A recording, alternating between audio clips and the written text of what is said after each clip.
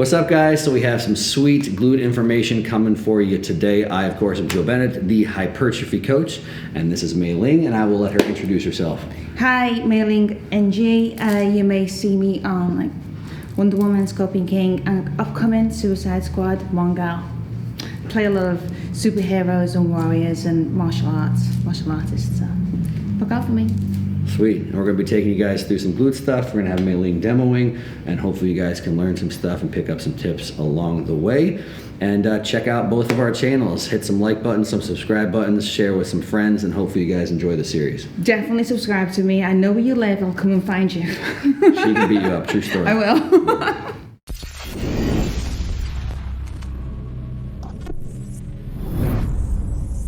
All right, guys, so coming at you again with some reverse lunge, split squats, lunge variations. And I'm gonna show you a couple cues that I like, because I honestly think walking lunges, split squats, reverse lunges can all be good glute exercises. So some of it comes a little bit down to personal preference, but some of it comes to what you're focusing on when you're doing them. So I like reverse lunges the most probably for glutes, because they focus on going backwards to start. And the goal is to have your hips go far back and to not have your knee travel far forward. So the same thing, if you were doing a walking lunge or a split squat, if I'm doing a reverse lunge and I just let that knee go forward and I sit down, this is gonna be a very, quad dominant, you can see here, very quad dominant lunge.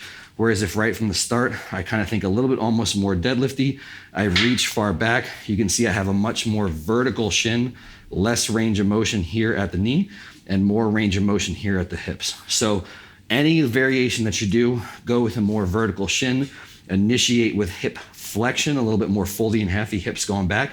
And then every single one that you do, focus on not just standing straight up, focus on pushing the hips up and forward at the same time that you feel like you're pushing your heel down and back into the ground. So it's those two things working against each other, hips up and forward, heels pushing down and back as you come up hard into the top.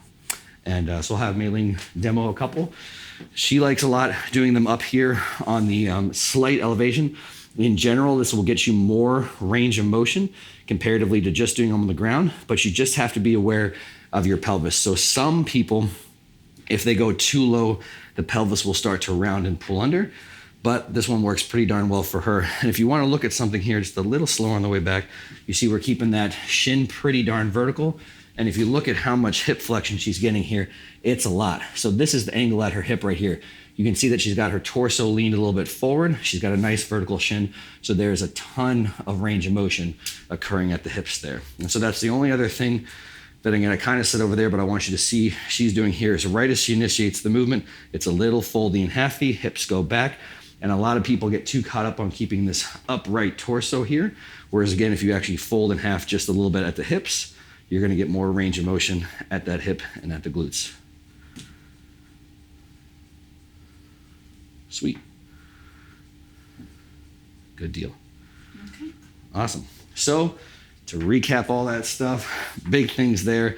Find the version that you like, because again, I have a slight preference. Mei Ling has a slight preference to reverse lunges. And again, I think they work great for cueing a little bit more hip dominance and not knee dominance. But whatever variation you choose, look for a little bit more vertical shin. Start or initiate a little bit more foldy and halfy at the hips. I was even saying you can just practice sometimes starting just with basically almost like a single leg RDL. So if you literally start like this, even for learning purposes, not forever, go ahead and fold in half and then start to reach back. And I think that can be a good way to learn to keep them more hip dominant. And then whatever version you choose, think driving hips up and forward, heel down and back, and that will keep a lot more glute involvement and help keep the quads out of it.